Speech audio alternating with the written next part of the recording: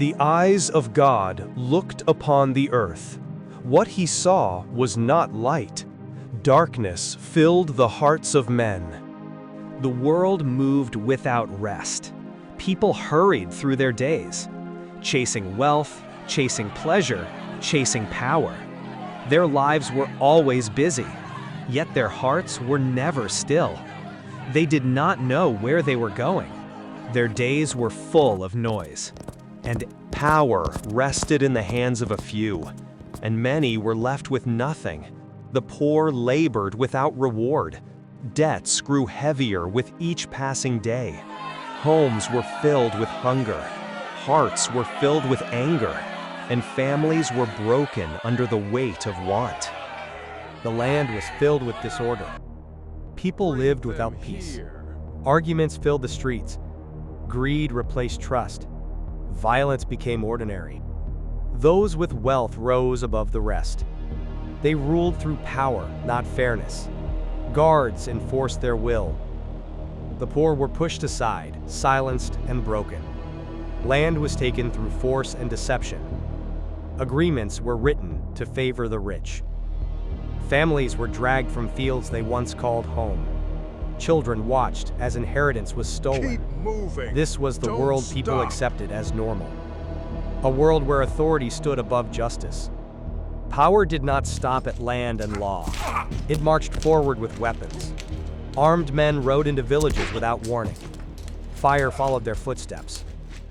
Fields were destroyed. Homes were burned. People ran, not knowing where safety remained. Screams were swallowed by smoke. When the violence passed, nothing was left unchanged. Villages stood in ruins. Livelihoods turned to ash. Animals lay dead. Belongings scattered like forgotten lives.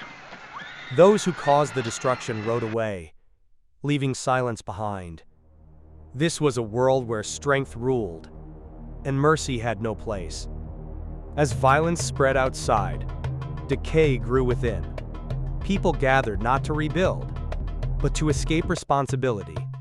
They drank without restraint. They laughed while others suffered. Night after night turned into excess. Pleasure replaced purpose. Desire ignored boundaries. What was once private became shameless. Games of chance decided fate. Anger and greed ruled the table. While villages burned elsewhere, this world celebrated.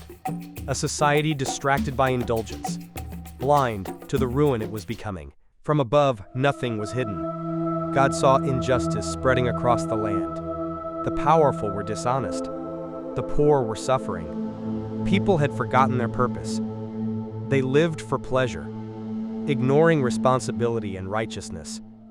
The cries of the oppressed rose, and God was filled with sorrow. But sorrow turned to anger, for the earth had corrupted its ways. So God decided this evil would end, and he chose to speak to one man, Noah.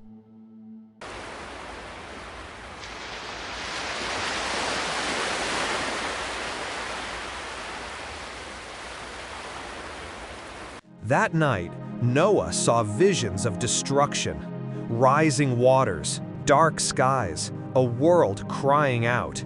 He awoke in fear. Noah stepped into the night, his heart still shaken by what he had seen.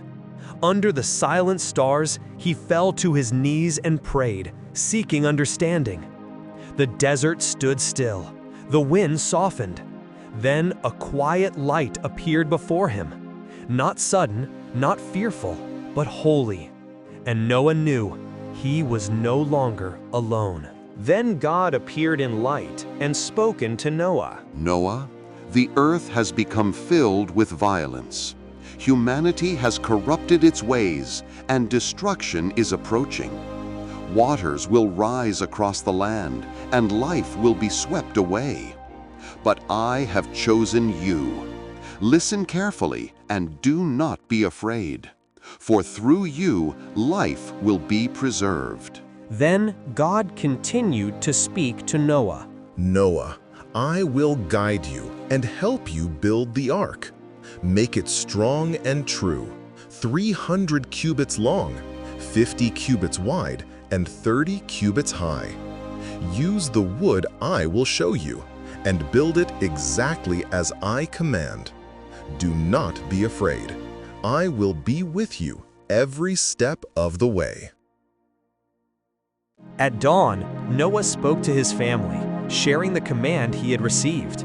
There was urgency in his voice and resolve in his eyes. They went into the forests, cutting gopher wood by hand, gathering what would soon become their refuge.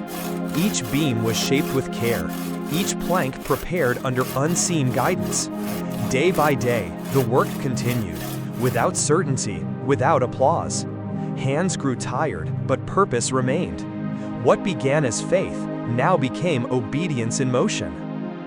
As the ark began to rise, so did the voices of mockery. Villagers laughed and pointed, treating obedience as foolishness. They mocked what they did not understand and dismissed the work before them. Yet Noah stood firm. He raised his voice and warned them, speaking of judgment and consequence. The work continued without pause. Walls were raised, sealed, and strengthened by hand. Inside, the ark took shape, its levels measured with care. At last, the great vessel stood complete, resting on dry ground. Yet even then, Noah called out to the people, offering one final warning. Most chose to walk away. As the ark stood complete, the time Noah waited for arrived. At dawn, he stood beneath a gentle light, knowing the moment had come. Then the creatures of the earth began to move. Animals came in pairs, guided by a call unseen. The sky filled with wings. Yet the people watched and laughed, mocking the miracle before their eyes. Inside the ark, calm replaced the noise of the world. Each creature rested in its place, while Noah's family moved gently among them. Food and water were stored with care, grain and harvest gathered for the days ahead. Everything was prepared in silence, as obedience turned into readiness. Outside, beneath darkening skies, Noah raised his voice one final time, pleading with the people to change their ways, but they turned away, unwilling to listen. The sky grew dark, and the air turned heavy. The first drops fell, soft against the dust. Noah looked upward and pleaded, hoping mercy would remain. But the rain did not stop. Silently, he turned and entered the ark. Behind him, the doors were closed, not by human hands. And within the ark, a gentle light filled the darkness. The rain fell without pause. Waters rose across the land, covering fields and roads. Streams became rivers. Rivers turned into raging tides. The ground disappeared beneath the flood, and the ark, once resting on dry earth, began to lift and move upon the waters. The ark sailed over a world without shores. Cities vanished beneath the waters, their voices lost to the deep. The ocean swallowed all that stood against them, and the vessel drifted onward into the endless dark. While the storm raged beyond the walls, peace settled within the ark. Rain and thunder echoed outside, but inside, life rested without fear. Warm lantern light filled the corridors, illuminating wood, rope, and steady hands. Animals lay quietly in their stalls, sheltered from the chaos beyond. Noah walked among them, watching, listening, ensuring every life was cared for. Food was shared, water poured, and order was kept. In a world overwhelmed by the flood, the ark became a place of calm, preserving life one moment at a time. Inside the ark, order replaced uncertainty. Food and water were carefully stored, every provision prepared for the days ahead. Noah and his family gathered in prayer, finding strength in quiet faith. Around them, the animals slept peacefully, untroubled by the storm beyond the walls. Meals were prepared by lantern light as life continued. New life was born, even as the rain continued to fall. Noah watched and waited, holding faith through the long storm. Then, at last, light broke through, and hope returned. After the storm passed, the waters grew still. From the ark, Noah looked out, seeing calm stretch to the horizon.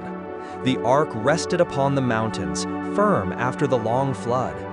Noah opened the window above and released a raven into the open sky to search the earth below. Noah released the dove into the open sky, searching for signs of land.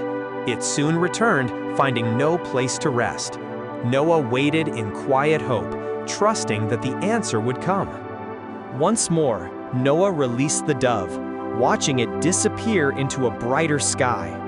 When it returned, a fresh olive leaf rested in its beak, speaking of land reborn and hope renewed. For the first time, the promise of tomorrow felt real. The waters slowly withdrew, and the earth began to appear once more. The ark rested firmly upon the mountains, its long journey complete. Noah lifted the covering, and fresh air and light returned to the world. A new beginning had arrived. When the time was fulfilled, Noah was called to leave the ark. He stepped onto the new earth, feeling solid ground beneath his feet once more. Behind him, life poured out freely. Animals ran and soared into the open world as creation began again. On the new earth, life began again. Noah and his family walked forward, carrying the youngest among them, marveling at a world reborn. In gratitude, Noah built an altar, offering thanks for mercy and survival. Then the sky grew bright, and a gentle presence filled the air. A promise was given, spoken not in fear, but in grace. A rainbow stretched across the heavens, a sign that the earth would be remembered and never again destroyed by flood. Let us see what we can learn from this story. When the rain finally stopped, the world was silent. No thunder, no crowds, no celebrations, just Noah standing on new ground. And that silence teaches us our first lesson. Doing the right thing can be lonely. Noah obeyed when everyone else laughed. He worked when no one believed. He trusted when logic said it was foolish. In our lives too, the right path often feels empty. Honesty can feel unrewarded. Patience can feel pointless. Faith can feel invisible. But truth does not need applause to remain true.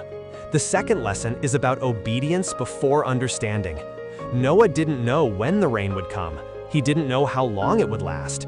He only knew what he was asked to do, and he did it, day after day, without answers. In our lives, we want guarantees before effort. We want clarity before commitment. But life often asks us to move forward with faith, not certainty. Sometimes doing what is right matters more than knowing how it will end. The third lesson comes from inside the ark. Imagine the darkness, the constant sound of rain, the uncertainty of how long it would last.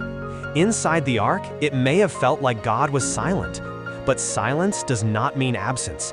In our hardest moments, when prayers feel unanswered, when days feel heavy, when hope feels distant, we must remember, sometimes we are not being abandoned, we are being protected. The fourth lesson is about new beginnings. After destruction came dry land. After chaos came calm. After loss came life.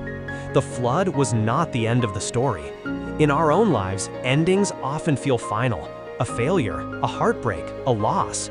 But many endings are not punishments, they are resets. They clear space for something wiser, cleaner, and stronger to grow. The fifth lesson shines in the rainbow. The rainbow was not decoration, it was a promise, a reminder that destruction would not have the final word. Hope does not deny pain, hope survives pain. When you see your own rainbow moments, small joys after big struggles, remember, they exist because the storm passed, and this storm will pass too. The sixth lesson is about preparation. Noah built the ark before the rain began, not during the storm, not after the damage, before. In life, we must build our values, habits, relationships, and faith before pressure tests us.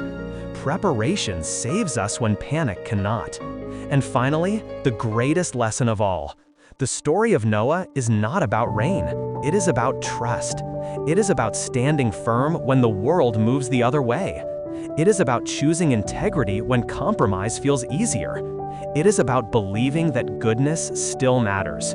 When life feels unfair, when doing the right thing feels exhausting, when you feel alone in your choices, remember Noah. Storms pass, faith remains, and new beginnings always come.